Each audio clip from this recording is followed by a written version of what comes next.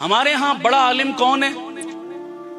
میں کراچی میں تھا نا، کسی جلسے میں تقریر کر رہا تھا، کوئی ایسی مسئلہ آیا بیچ میں نے بیان کیا. ایک معروف ڈاکٹر ہے ہماری میڈیا کی دنیا کی، تو ایک بندے نے مجھ پر سوال کر دیا، مولانا صاحب آپ یہ مسئلہ تو یوں بیان کر رہے ہیں، فلاں ڈاکٹر صاحب سے تو میں نے سنا انہوں نے تو یوں بیان کیا. اگین میرے اختلاف کر دیا انہوں نے. میں نے کہا جی پھر آپ میرا مسئلہ مانیں گے یا ڈاکٹر صاحب کا مانیں گے؟ کہنے لگے جی میں ان کا مانوں گا، آپ کا نہیں مانوں گا. میں نے کہا وجہ ترجیح بھی ہونی چاہیے نا. غلطی ہے تو میں تسلیم کروں گا، انسان ہوں، غلطی ہو جاتی ہے. اگر میں نے غلط مسئلہ بیان کیا بڑے مجمع میں میں اعتراف کروں گا. آپ بتائیے وجہ ترجیح. کہنے لگے جی وہ بہت بڑے عالم ہیں، وہ ڈاکٹر صاحب بہت بڑے عالم ہیں. میں نے کہا جی کیا دلیل ہے ان کے بڑے عالم ہونے کی؟ کہنے لگے جی ٹی وی پہ آتے ہیں. یہ عوامی معیار بتا رہا ہوں، خدا گواہ ہے آج کل پبلک اسی لیے گمراہ ہو رہی ہے. توجہ کرنا، بڑے عالم ہونے کی دلیل میں نے وہ 3 تو اصول بتائے نا، وہ نہیں چھیڑے اس نے کہا بڑا عالم ہونے کی دلیل ٹی وی پر آتے ہیں، سوشل میڈیا پر ان کے لاکھوں ویورز ہیں، ہزاروں لائکس ملتے ہیں، لاکھوں دنیا ان کو فالو کرتی ہے، یہ معیار ہے. تو میں نے کہا معاف کرنا ایک لفظ تو بڑا نامناسب ہے لیکن سمجھانے کے لیے کہہ رہا ہوں، ویورز اور فالوورز تو ناچنے گانے والوں کے بھی بہت ہوتے ہیں، پھر ان کو بھی معیار مان لو اپنے لیے. یہ معیار ہے آپ کے ہاں؟ کیا جاہلانہ بات کرتے ہو بابا. میں نے کہا مجھے جانتے ہو؟ کہنے لگے ہاں. میں نے کہا میں نے کس مدرسے سے پڑھا؟ کہتے مجھے پتا ہے. میں نے کہا میرے استاد کون؟ مجھے پتا ہے. کہنے لگے میں نے کہا میری علمی حیثیت، میرا بیک گراؤنڈ کیا؟ کہنے لگے مجھے پتا ہے. میں نے کہا ان ڈاکٹر صاحب کے بارے میں کیا جانتے ہو؟ کون سے مدرسے میں پڑھا؟ کہتا نہیں پتا. میں نے کہا ان کے استاد؟ کہتا نہیں پتا. میں نے کہا ان کا علمی بیک گراؤنڈ؟ کہتا نہیں پتا. میں نے کہا ایک کے بارے میں کچھ نہیں پتا اس کی بات مانتے ہو، ایک کے بارے میں سب کچھ پتا اس کی بات رد کرتے ہو، یہ وجہ مجھے سمجھ میں نہیں آئی. محض ٹی وی پر آنا کوئی معیار ہے؟ وہ بولو. کہتے جی اس کو عیسائی عالم کہتے ہیں. کیا کہتے ہیں جی؟ یہودی عالم کہتے ہیں. ان ڈاکٹر صاحب کو ہندو عالم کہتے ہیں. تو میں نے کہا کہتے رہے، میری صحت پہ کیا فرق پڑتا. توجہ کرنا، میں جملہ بڑا قیمتی بولنے لگا ہوں. میں نے کہا ساری دنیا اسے عالم کہے میں نہیں مانوں گا. کہنے لگے کیوں؟ میں نے کہا جس دن میرے ملک کے ان جید علماء نے کہہ دیا نا کہ وہ عالم ہے، خدا کی قسم میں مانوں گا. اور وہ آج تک کسی نے نہیں کہا، وہ آج تک اس ڈاکٹر کو کسی نے. پھر میں نے بھی حضرت تھانوی کی ایک حکایت سنائی. ایک بندہ پیشے کا نائی تھا. کیا تھا جی؟ ہر جگہ ڈیگیں مارتا، کہتا میرے جیسا کوئی جمع ہی نہیں، میں بڑا اتھنٹک نائی ہر جگہ. تو ایک دفعہ بادشاہ وقت کو بال کٹوانے کی ضرورت پڑی. کہا بھائی کسی حجام کو بلاؤ. وہ لوگ اس کو پکڑ کر لے گئے شاہی دربار میں. اب جب یہ پہنچا بال کاٹنے کے لیے تو بادشاہ سلامت سو رہے تھے. اس نے سوئے بال کاٹ دی، مہارت دکھائی. بادشاہ بیدار ہوا تو درباریوں نے بتایا صاحب بال کٹ گئے آپ کے. بڑا حیران ہوا، سوئے کٹ گئے، کمال کون تھا؟ کہا جی وہ فلاں نہیں تھا. بلاؤ میں اس کو انعام دوں گا. وہ کمال ہے کہ سوئے بال کاٹ گیا پتہ نہیں چلنے دیا. اب اس کو بلایا، یہ بڑا خوش جی بادشاہ کے دربار سے سرٹیفکیٹ بھی ملا، شاباش بھی ملی اور انعام. گھر آیا نا بیگم کو بتانے کہ پلیے لو کے اج تے تم بھی من نہ.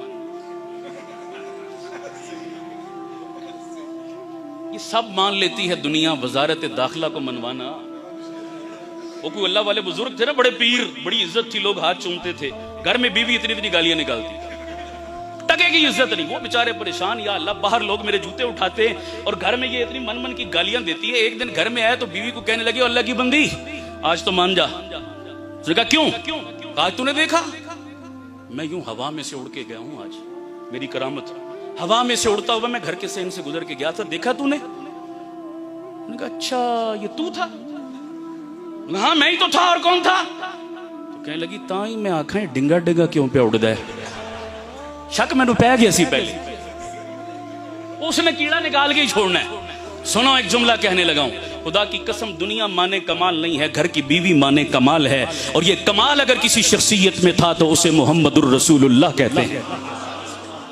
سب سے پہلے گھر کی بیوی رتب اللسان ہے، آقا آپ سے کوئی نہیں ہے. اب یہ میری بات دور نکل جائے گی. یہ کمال ہے کیونکہ بیوی لباس ہے، اس سے زیادہ انسان کی شخصیت کو کوئی اور یہ معمولی بات نہیں ہے. تو بیگم کو کہنے لگا تم بھی مان. آج تو بادشاہ بھی مان گیا ہے، میرے نئی پونے کو، میری ماسٹری کو، میرے استادی کو. بیوی بڑی سمجھدار تھی. جملہ سننا. بیوی کہنے لگی بادشاہ جیسے 100 مل کر بھی تجھے استاد کہہ دیں میں پھر بھی. اب یہ اسے لڑ پڑا، کہتا تجھ سے میری تعریف عزت برداشت نہیں ہوتی، تو مجھ سے جلتی حسد کرتی. اس نے کہا بات حسد کی نہیں، بات اصول کی ہے.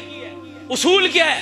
اس نے کہا اصول یہ ہے کہ بادشاہ کو کیا پتا کہ نائی پونا کیا ہوتا ہے، وہ بادشاہ ہے، نائی نہیں ہے۔ وہ سمجھ آ رہی نہیں آ رہی؟ اس کو اس فن کی باریکیوں کا کچھ نہیں پتا۔ تو بادشاہ جیسے 100 مل کر تیری، ہاں میں تجھے استاد اس دن مانوں گی جس دن تیرے ساتھ کے 4 نائیوں نے مل کر تجھے استاد کہہ دیا، اور وہ آج تک کسی نے نہیں کہا۔ فلاں ٹی وی پر آ گیا، فلاں میڈیا پر آ گیا، فلاں سوشل میڈیا پر آ گیا، فلاں کے اتنے فالوور ہو گئے، فلاں کو اتنے لائک مل گئے، فلاں نے اس کی تعریف کر دی، فلاں نے اس کی تعریف کر دی۔ کیا تماشا ہے؟ دین کو بازیچہ اطفال مت بناؤ، دین کو کھلواڑ مت کرو، اللہ کے قرآن کے ساتھ ظلم مت کرو۔ قرآن سمجھنے کے لیے بہرحال تمہیں علماء کے دروازے پہ آنا پڑے۔ آخری بات کہہ کے بات ختم کرتا ہوں، یہ اندھیروں کا ہی تذکرہ کر رہا ہوں، اندھیروں والوں کو سینگ تھوڑے ہی ہوتے ہیں، یہ اندھیرے والے نا جن کا میں ذکر کر رہا ہوں۔ ہاں روشنیاں تو مولانا جلا رہے ہیں نا۔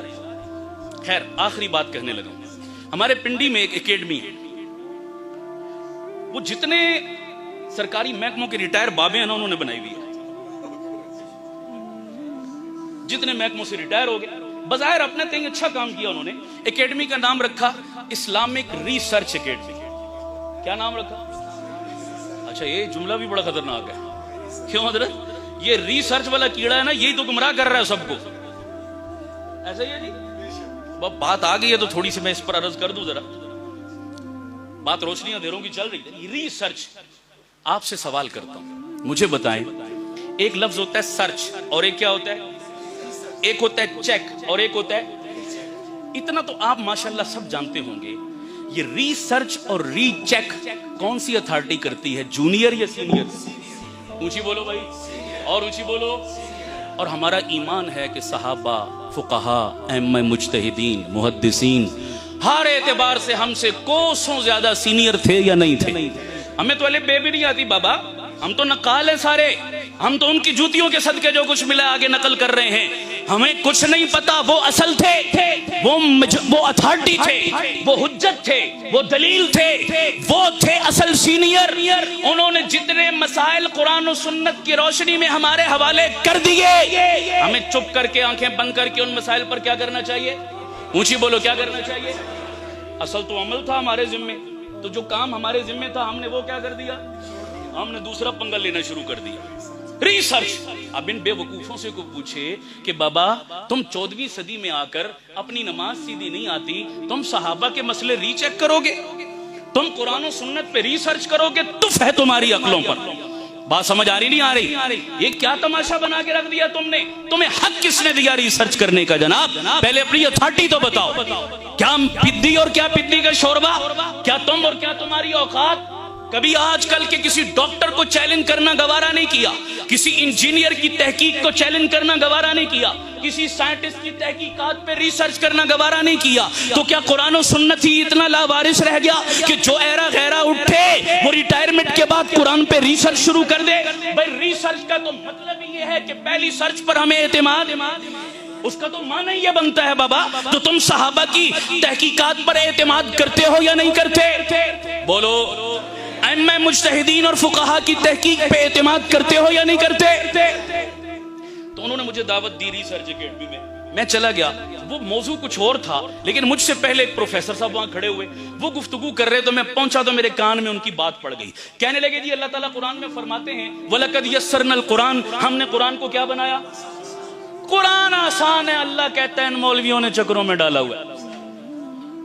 وہ سارا نزلہ لسے سے گرتا ہے نا، سمجھ آ رہی نہیں آ رہی؟ لسا مولوی ہے بیچارہ جناب، وہ رگڑ دیا، مولویوں سے جان چھڑاؤ، مولویوں نے فرقہ واریت میں ڈالا ہوا ہے، اپنی دکان اپنے پیٹ کی خاطر یہ قوم کو پیچھے لگائے رکھتے ہیں۔ آسان ہے قرآن، اب تو ہر زبان میں ترجمے بھی ملتے ہیں، گھر بیٹھو اور خود کیا کرو، خود سیکھو، خود سمجھو، زیادہ ضرورت ہے تو آن لائن آ جاؤ، سمجھ آ رہی نہیں آ رہی؟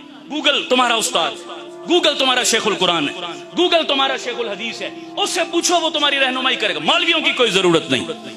پھر ساتھ ایک لاجک اور دلیل بھی پیش کی، کہنے لگے جی اللہ تعالیٰ قرآن میں کہتا ہے تبیانا لکل شیء، ہم نے ہر چیز کو قرآن میں کیا کر دیا؟ بھائی ہر علم جب ہر چیز قرآن میں موجود ہے تو مجھے مولوی کے پاس جانے کی کیا ضرورت ہے؟ یہ لاجک پیش کی، ہر چیز قرآن میں موجود، اللہ کہہ رہا ہے، مولویوں کی کیا ضرورت؟ بڑا مجھے دکھ ہوا یار، یہ دیکھو کتنی بڑی جہالت یہ پھیلا رہا ہے اور کتنے لوگوں کے ذہن خراب. خیر جب میرا نمبر آیا تو میں نے بھی اصل موضوع کو تو چھوڑ دیا. میں نے کہا جی اب اسی کا آپریشن ضروری ہو گیا. سمجھ آ رہی نہیں آ رہی؟ ہنگامی بنیادوں پہ کبھی آپریشن کرنا پڑتا ہے، سیریس کیس آ جاتے ہیں. کیوں جی ڈاکٹر صاحبان ہو جاتا ہے نا جی، سارے کام چھوڑ کے آپ سرجن بھاگے بھاگے جاتے ہو. آپریشن ضروری ہے ابھی ورنہ کام خراب ہو جائے گا. یہ آپریشن نہ کیا، ٹانگ نہ کاٹی تو جراثیم پورے وجود میں خطرہ ہوتا ہے نا جناب، فوری آپریشن. خیر میں نے کہا جی میرے محترم نے جو آیت پڑھی قرآن مجید کی، آیت ٹھیک پڑھی، ترجمہ ٹھیک کیا، آگے ڈنڈی مار گئے. جب مطلب اور تشریح کی باری آئی، وَلَقَدْ يَسَّرْنَا الْقُرْآنَ، قرآن آسان ہے. تو آسان کا یہ مطلب کہاں سے لے لیا کہ استاد کی ضرورت نہیں؟ یہ کون سی کتاب میں؟ حضرات آپ تشریف فرمائے ہیں، مجھ سے زیادہ صاحب علم لوگ بیٹھے ہیں. کیوں جی ایسا کوئی مطلب ہے کہ اس آسان چیز؟ میں آپ سے پوچھتا ہوں، روٹی کھانا آسان ہے یا مشکل؟ وہ تو سارے کھانا آسان ہے، پکانا مشکل ہے. سائیکل چلانا آسان ہے یا مشکل؟ دو جواب آ رہے ہیں. زیادہ کہہ رہے ہیں آسان، کچھ کہہ رہے ہیں مشکل. اچھا اب اگلا سوال، جہاز چلانا آسان ہے یا مشکل؟ اب سب نے کہنا مشکل.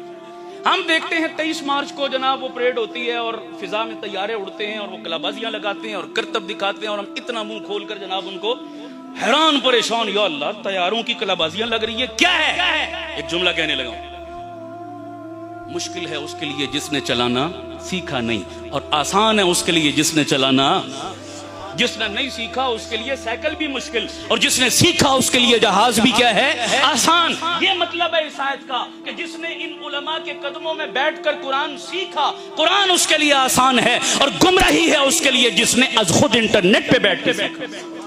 اگر قرآن ہدایت دیتا ہے تو یہی قرآن گمراہ بھی کرتا ہے نہیں کرتا؟ خود قرآن کا اعلان ہے یضل بہ کثیرا ویہدی بہ کثیرا. اور میں نے کہا رہ گیا تیری دوسری بات کا جواب. جی اللہ کہتا ہے میں نے ہر چیز کو قرآن میں بیان کر دیا، جب سب کچھ قرآن میں، مولوی کے پاس جانے کی کیا ضرورت؟ میں نے کہا میں بھی ایک بات کرتا ہوں. کہنے لگے کیا؟ اچھا اس جملہ اس نے نا سورہ کبریٰ ملا کر بڑا مزیدار بنایا. کہنے لگے ہر مسئلے کا حل قرآن میں موجود اور قرآن میرے گھر میں موجود، مجھے مولوی کے پاس جانے کی کیا ضرورت؟ تو لوگوں نے بڑا اپریشیٹ کیا، کیا کمال کا جوڑ بٹھایا اس نے جناب. میں نے کہا سیم یہ جملہ میں بھی بولتا ہوں، ذرا کرنا واہ واہ. کہنے لگے کیا؟ میں نے کہا ہر بیماری کی دوا میڈیکل سٹور میں موجود، میڈیکل سٹور میرے گھر میں موجود، مجھے ڈاکٹر کے پاس جانے کی کیا ضرورت؟ میں نے کہا بولو اب دو جواب. آپ کیا کہیں گے؟ میرے ڈاکٹر بھائی بیٹھے ہیں، بولیے کیا میری بات درست ہے؟ بولو سارے.